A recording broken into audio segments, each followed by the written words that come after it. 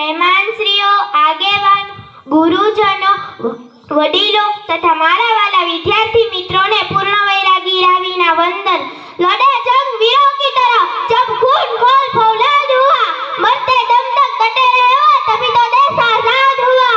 आवा भारत देश ने समर्पित वाराणसी ना काशी में ब्राह्मण मोरे पर तांबे ना घरे 19 नवेम्बर 1828 માં એક વીરાંગનાનો જન્મ થયો, જેનું નામ હતું રાણી લક્ષ્મીબાઈ। તેઓનું બાળપણનું નામ મણી કર્ણિકા હતું, પરંતુ પ્રેમથી તેને બધા મનુ કહેતા।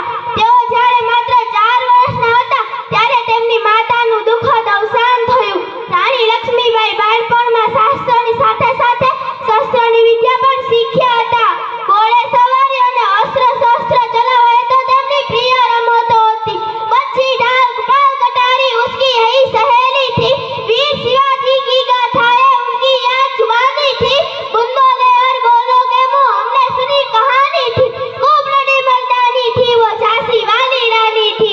ईस्वीसन 1842 में તેમના વિવાહ ઝાંસીના રાજા ગંગાધર રાવની સાથે થયા હતા।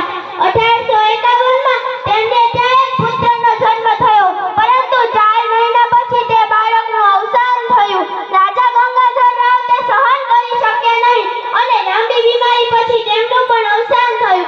1854